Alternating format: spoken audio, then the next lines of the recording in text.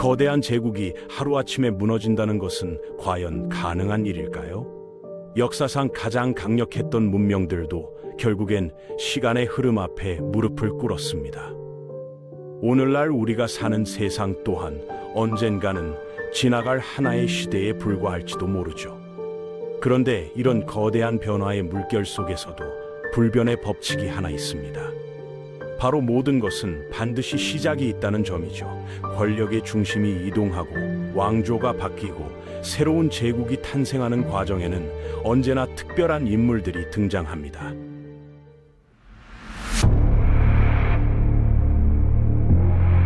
1618년 가을, 스페인의 외교관 가르시아 데 실바는 페르시아 여행길에 오른 상태였습니다. 당시 61세였던 그는 필립 3세의 명령을 받아 사파비 왕조와 동맹을 맺기 위한 중요한 임무를 맡고 있었죠. 그런데 페르시아 궁정에서의 첫 만남은 그가 예상했던 것과는 전혀 달랐습니다. 샤가 준비한 춤추는 소녀들의 공연을 보고 그는 별다른 감흥을 느끼지 못했거든요. 나이 든 그에게는 그런 오락이 적합하 않다고 생각했던 모양입니다.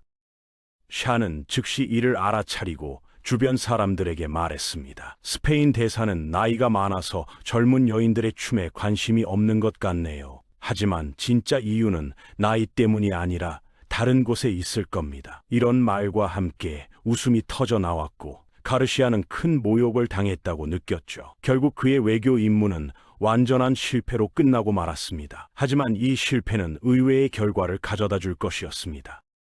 실망한 가르시아는 고향으로 돌아가는 길에 페르시아의 아름다운 풍경을 구경하며 마음을 달래기로 했습니다. 이란 고원의 산악지대를 여행하던 중 그는 고대 수로로 물을 공급받는 비옥한 땅들을 발견했죠. 그곳에는 온갖 종류의 야자수와 과일나무들이 자라고 있었고 특히 오렌지와 레몬나무에서 나는 달콤한 과일들은 스페인 발렌시아 지게 것들과 비교해도 전혀 뒤지지 않을 정도였습니다. 이는 이 땅이 얼마나 비옥하고 풍요로운지를 보여주는 증거였죠. 이스파한과 시라즈를 잇는 주요 도로를 따라 여행하던 중 가이드들이 특별한 장소에서 잠시 머물러 보자고 제안했습니다. 그곳은 차헤 미나르라고 불리는 곳이었는데 페르시아어로는 40개의 기둥이라는 뜻이었죠. 넓은 계곡에 다가가자 지평선에는 수많은 거대한 돌기둥들이 하늘을 향해 솟아있는 모습이 보였습니다. 이 기이한 광경은 가르시아의 호기심을 강하게 자극했고 그는 이 유적이 무엇인지 반드시 알아내야 한다는 강한 욕구를 느꼈습니다. 브라미르 강을 건넌 후 그들은 아름다운 계곡을 여행했습니다. 강물이 수많은 개울과 수로에 물을 공급하는 그곳에는 인구가 많은 마을들과 온갖 종류의 가축떼들을 볼 수 있었죠. 이 풍요로운 땅의 모습은 과거의 영광을 암시하고 있었습니다. 마침내 멀리서 가장 높은 기둥들이 보이기 시작했는데 그것은 울창한 과수원 숲을 지나 높은 산기슭에 자리 잡은 차헬 미나르의 작은 마을이었습니다. 가까이 다가갈수록 그 규모의 웅장함은 더욱 압도적으로 다가왔죠. 가까이 다가가자 그들 앞에는 인상적인 유적이 펼쳐져 있었습니다. 거대한 검은 돌블록으로 조각된 웅장한 건축물들이 널리 퍼져 있었죠. 이는 단순한 폐허가 아니라 한때 위대한 문명의 흔적임을 분명히 보여주고 있었습니다. 점심을 먹고 휴식을 취한 후 가르시아는 이 유명하고 위대한 건축물을 자세히 살펴보고 연구해보고 싶다는 강한 욕망을 느꼈습니다. 이는 단순히 고대 역사 때문만이 아니라 그 웅장함과 특히 엄청난 규모 때문이었습니다. 아직까지 누구도 이런 종류의 건축물에 대해 정확하고 상세한 설명을 남긴 적이 없었거든요. 가르시아는 자신이 역사상 중요한 발견을 하게 될 것임을 직감했고 이를 정확히 기록해야 한다는 사명감을 느꼈습니다. 그날 오후 내내 가르시아는 한때 웅장했던 이 도시의 유적을 탐험했습니다. 그것은 엄청난 규모로 건설되었을 것으로 보였죠. 사각형 돌로 만들어진 매우 두꺼운 성벽이 산기슭의 넓은 지역을 둘러싸고 있었습니다. 두 개의 높은 기둥 위에 서서 치수를 재어보니 정말 놀라운 대칭과 아름다운 크기로 건설되어 있었습니다. 이런 정교한 설계와 건축 기술은 고대에도 최고 수준의 문명만이 구현할 수 있는 것이었죠. 서 있는 기둥은 48개가 모든 열에 배치되어 있었습니다. 그중 일부는 부서지고 부분적으로 땅에 묻혀 있었고 다른 것들의 큰 조각들이 평원 전체에 흩어져 있었죠. 시간의 무자비한 손길이 이 위대한 건축물에도 미쳤음을 보여주고 있었습니다. 남아있는 것의 대부분은 부서진 돌과 벽돌에 무너져가는 덩어리였지만 다른 곳에서는 이 건축물이 시간의 시험을 얼마나 잘 견뎌냈는지 보고 놀라게 되었습니다. 수천 년의 세월을 견딘 석재의 품질과 건축 기술은 실로 경이로운 수준이었죠. 그들은 두 개의 거대한 말로 만들어진 흰색 대리석 지지대가 있는 현관이나 입구의 두 계단을 모두 올라갔습니다. 각각은 거대한 날개를 가진 큰 코끼리보다도 더 컸죠. 이런 조각상들은 권력과 위엄을 상징하는 고대의 상징물이었습니다. 계단 전체는 어제 완성된 것처럼 보였습니다. 이 위대하고 놀라운 건축물은 헤아릴 수 없는 세기 동안 모든 것을 소모하는 시간의 침식과 파괴에 저항해 왔습니다. 그 보존 상태의 완벽함은 거의 믿기 어려운 수준이었죠. 어떤 곳에서는 광택이 나는 돌이 여전히 너무 좋아서 그들의 탐험에 참여한 특정 일행을 혼란에 빠뜨리기도 했습니다. 하부 부분은 너무 윤이 나고 닦인 검은 돌 슬랩으로 설정되어 있어서 그 위를 밟고 가까이서 보는 사람은 누구든지 자신의 모습을 볼 수 있었죠. 대사의 개가 우연히 내부 표면에 나타난 자신의 반사를 본 것도 바로 그 때문이었습니다. 개는 으르렁거리며 이빨을 드러내기 시작했고 그 그림자와 반사가 같은 행동을 하자 큰 충동과 분노로 공격하려 했습니다. 석판을 물려고 시도하고 뒷다리로 그 위로 올라가려는 모습이 현재 그곳에 있던 사람들에게 큰 기쁨을 주었죠. 이런 사소한 에피소드조차 이 돌의 품질이 얼마나 뛰어난지를 보여주는 증거였습니다. 고전 역사를 잘 알고 있던 가르시아는 자신이 무엇을 보고 있는지 확신했습니다. 이곳은 한때 위대한 도시였던 전설적인 페르시아의 수도 페르세폴리스였습니다. 아름답고 비옥한 시골과 고대 아락세스 강의 근접성을 주의 깊게 관찰한 후 그는 의심의 여지가 없다고 확신했죠. 이곳은 한때 위대한 페르세폴리스를 축하했던 곳이지만 이런 훌륭하고 웅장한 고대 위엄의 기념물을 보는 사람은 누구나 확신을 가지고 그렇게 선언할 수 있을 것입니다. 그의 이런 확신은 수세기에 걸친 학문적 연구를 통해 정확한 것으로 입증되었죠. 그 고대성과 웅장함, 그 완벽함과 불멸성, 그것이 만들어진 재료 때문에 페르세폴리스는 고대의 우리에게 전해진 다른 어떤 경이로움과도 비교할 수 없습니다. 가르시아가 여행에 관해 집으로 보낸 편지는 차해 미나르 유적을 고대 페르시아의 수도로 정확하게 식별한 최초의 서면 기록이 될 것입니다. 수세기 동안 이 도시는 그 당시 세계가 본 적이 없는 가장 큰 제국의 핵심이었습니다. 오늘날 우리가 아케메네스 또는 간단히 페르시아 제국이라고 부르는 것이죠. 그것은 거의 미국만큼 큰 크기의 광활한 영토를 지배했던 세력이었고 수많은 다른 문화들을 그 국경 내에 하나로 모아놓았습니다. 이 제국의 규모는 상상을 초월하는 것이었습니다. 동쪽으로는 인더스강 유역까지, 서쪽으로는 에게해와 지중해 연안까지, 남쪽으로는 누비아까지, 북쪽으로는 카프카스 산맥과 중앙아시아까지 뻗어 있었죠.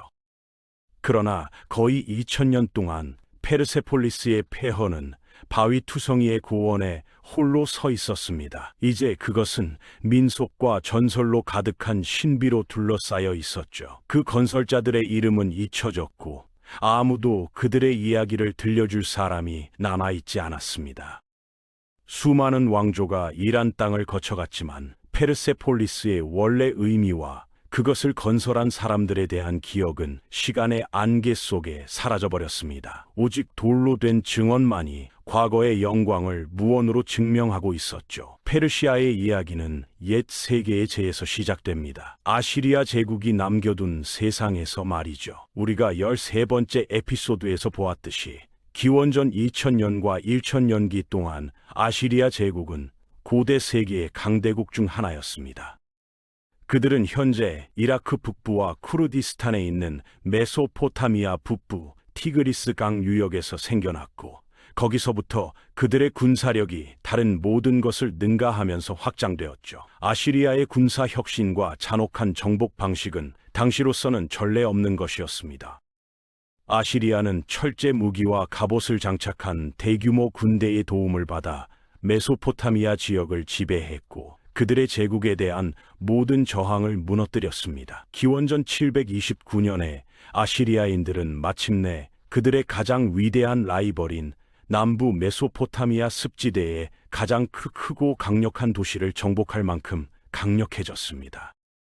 그것은 우리 이야기가 시작되는 바빌론이라는 도시였죠. 바빌론은 그 당시 세계 최대의 대도시였습니다. 창립된 지 1000년이 넘는 시간 동안 그것은 세계에서 가장 큰 도시로 성장했고 역사상 두 번의 중요한 지점에서 아마도 인구가 처음으로 20만 명을 넘는 도시였을 것입니다.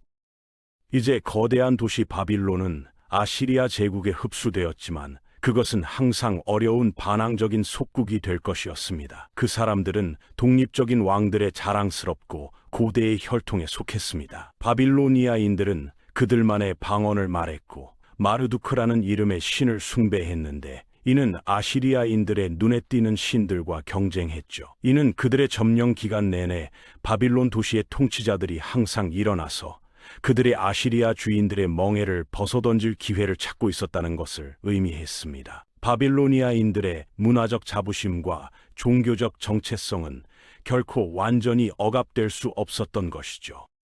한때는 아시리아의 힘이 완전히 이길 수 없어 보였던 적이 있었습니다. 그러나 아시리아의 몰락은 모든 것이 한꺼번에 천둥처럼 다가왔고 그것은 바빌론이라는 도시가 붕괴에 결정적인 역할을 한 것이었습니다. 마지막 위대한 아시리아 왕 아쇼르바니팔의 죽음 이후 왕권이 약해지고 내전이 일어나는 기간이 이어졌죠. 그리고 이 기간 동안 아시리아의 모든 적들이 그것에 반대하여 연합할 기회를 잡았습니다. 제국의 약점이 드러나자 숨어있던 모든 반대 세력들이 일제히 들고 일어났습니다. 남쪽에서는 바빌로니아인들이 마침내 그 순간을 보고 반항했고 나보폴라사르라는 남자를 독립된 바빌론의 새로운 왕으로 추대했습니다. 한 연대기가 이렇게 회상합니다. 아라흐 삼나의 26일째에 나보폴라사르가 바빌론에서 왕좌에 앉았습니다. 이것은 나보폴라사르 통치 기간의 시작이었습니다. 아시리아인들은 이전에도 바빌로니아의 반란을 다뤘던 적이 있었지만 이번에는 달랐습니다. 이제 반역하는 바빌로니아인들에게는 수많은 강력한 동맹국이 합류했는데 그중 가장 중요한 것은 현재 이란의 산과 고원에 사는 메데스라고 알려진 강인한 말 타는 사람들이었습니다. 기원전 615년 아시리아가 바빌로니아의 반란을 억제하려고 노력하면서 메데스 강은 강 평원으로 휩쓸려 내려가서 아시리아 제국을 약탈했고 그들은 계속해서 파괴를 일삼았습니다. 아시리아인들은 이제 매우 다른 두 개의 전선에서 두 적들과 전쟁을 벌이고 있었고 그들의 강력한 건축물이 빠르게 무너지기 시작했죠. 기원전 6세기 중반경 바빌로니아에서 조각된 한 석판은 바빌론과 우맘만다라는 이름으로 불리는 메데스의 동맹을 기록하고 있는데 이는 무서운 느낌을 불러일으키는 이름으로 신이 보낸 물이라는 뜻입니다. 마르두크 신은 나보폴라사르 바빌론 왕에게 도움을 주어 그에게 경쟁자가 없는 우만만다의 왕을 자신을 도우러 오게 하는 동반자로 주었습니다. 위아래로 오른쪽과 왼쪽에서 우만만다는 홍수처럼 휩쓸려가서 바빌론에 대한 보복으로 복수했습니다. 메데족은 땅을 가로질러 빠르게 달려가서 아시리아 군대를 압도했습니다. 그들은 하나씩 포위하고 점령해서 수세기 동안 제국의 부로 부풀어 올랐던 위대한 아시리아 도시들 각각을 차지했죠. 아시리아의 많은 도시들이 파괴되어서 그들은 결코 인구 중심지로서 돌아오지 않을 정도였습니다. 그들의 절망적인 수호자들의 시체는 거리에 썩어서 무너진 석조물 아래 묻히도록 버려졌고 그들의 뼈는 모래로 덮이게 될 것이었습니다. 이 잔혹한 파괴는 메데스와 바빌로니아인들의 오랜 원한이 얼마나 깊었는지를 보여주는 것이었죠. 이 사건들은 아시리아 제국의 붕괴를 의미했는데 이는 세계 사상 권력의 가장 빠르고 극적인 재편 중 하나였습니다. 지구상에서 가장 큰 제국이 단 3년 만에 무너졌고 그 흔적은 깊은 골짜기를 남겼죠. 아시리아의 영토와 그 너머의 땅을 나누면서 메데스와 바빌로니아인들은 대부분 자신들이 가장 잘 알고 있는 것을 고수했습니다. 이는 지리적 조건과 문화적 친화성을 고려한 현실적인 선택이었습니다. 아시리아인과 마찬가지로 바빌로니아인도 마을과 성벽으로 둘러싸인 도시들에 사는 정착민들이었고, 정교한 예술과 기술, 그리고 수학과 글쓰기에 대한 고급 이해를 가지고 있었습니다. 그들은 복잡한 관계 시스템으로 물을 공급받는 들판에서 자란 보리, 밀, 과일 과수원에서 대규모 보병 군대를 배치했죠. 그들은 무역의 거장이었으며 대도시는 유라시아 전역에서 가져온 상품들로 눈부시게 빛났고, 이것들은 티그리스와 유프라테스 강을 바지선으로 따라 위아래로 운반되었습니다. 이런 경제적 번영은 바빌로니아 제국의 기반을 이루는 핵심 요소였습니다. 이런 이유로 그들은 기꺼이 북쪽으로 가서 메데스가 남긴 파괴 이후에도 여전히 남아있던 아시리아의 많은 도시들을 점령했습니다. 그들은 이것을 새로운 바빌로니아 제국에 흡수시켰는데, 그 규모는 지리와 구조에서 그것이 교체한 아시리아 제국과 매우 유사해 보였죠. 그러나 북쪽의 바위투성이 산맥과 동쪽으로 그들은 강인한 메데스에게 맡겨두었습니다. 메데스는 실제로 수천 년 동안 이란의 자그로스 산맥의 바위투성이 고지대에 살았던 수많은 사람들 중 하나였습니다. 이들은 산악 지형에 완벽하게 적응한 민족이었죠. 약 1억 년 전부터 시작해서 아라비아 지각판이 북쪽으로 유라시아판을 향해 움직이기 시작했습니다. 그리고 앞으로 수천만 년 동안 끊임없는 압력이 유라시아 쪽 땅을 구부리고 휘어서 지질학자들이 습공대와 역충상대라고 부르는 것을 만들어냈죠. 오늘날 이 풍경은 이란 고원으로 알려져 있습니다. 남쪽 끝에서는 구겨진 천조각처럼 자그로스 산으로 알려진 일련의 산등성이와 깊은 계곡이 번갈아 나타납니다. 이 지형적 특성은 메데스와 같은 산악 민족들에게 천연의 요새 역할을 해주었습니다. 자그로스의 남부 지역은 파르스로 알려지게 되었는데, 이것은 페르시아라는 이름의 유래가 된 단어에서 나온 것입니다. 기원전 4세기 후반, 그리스 역사가 카르디아의 히에로니무스는 페르시아의 풍경에 대한 다음과 같은 설명을 썼습니다. 건강한 기후를 가진 고지대이며 계절에 적합한 과일이 가득합니다. 계곡은 무성한 숲과 그늘진 재배나무 공원의 다양한 종류로 가득했고, 또한 자연스럽게 모이는 숲 사이의 공터와 언덕에는 모든 종류의 나무와 물이 흐르는 개울이 있었습니다. 그래서 여행자들은 기분 좋게 초대하는 장소에서 휴식을 즐기며 머물렀고, 또한 모든 종류의 소가 풍부했습니다. 이런 자연 환경은 다양한 민족들이 정착하기에 이상적인 조건을 제공했습니다. 이 산들을 통해 고대부터 널리 사용된 고속도로가 지나갔는데, 이것은 나중에 호라산 도로로 알려졌습니다. 호라산이라는 단어는 일출을 의미하는데, 이 고속도로는 동쪽으로 태양이 뜨는 지역과 결국 광활한 사막과 건조한 유라시아 계단 초원으로 이어졌죠. 인간 역사의 대부분 동안 이 계단은 소와 다른 동물을 잡아서 살았던 위대한 유목민 승마 인구의 고향이었고, 그들은 장소에서 장소로 이동하며 점점 새로운 목초지를 찾아다녔습니다. 이들 유목민들은 정착민들과는 전혀 다른 생활 방식과 문화를 가지고 있었죠. 수천 년 동안 수많은 다른 사람들이 위대한 계단을 따라 이동하며 이란 북부의 그늘진 계곡으로 이사했습니다. 이 사람들 중 최초로 알려진 것은 4,000년 이상 전에 도착해서 스스로를 아리아라고 불렀는데, 이는 고대 이란어로 사용된 단어로 아마도 고귀하거나 주님이라는 뜻이었을 것입니다. 그들은 산스크리트어로 아리아나 또는 아시아로 알려진 중앙아시아의 광대한 지역에서 왔는데, 이는 아리아인들의 고향이었죠. 오늘날에도 여전히 아리안이라는 단어가 현대 국가 이란이라는 이름의 민족학적 뿌리를 형성하고 있습니다. 더 많은 파도가 계단에서 계단으로 이주하면서 페르시아에 보호받은 언덕과 계곡으로 이 지역에 와서 합류했죠. 이란 내륙의 대부분은 광활한 모래 언덕 사막이 특징이지만, 카스피해 주변의 산악 지역은 참나무 숲이 우거져 매우 녹색이고 고지대 고원은 물이 풍부하고 포플러 나무가 늘어서 있습니다.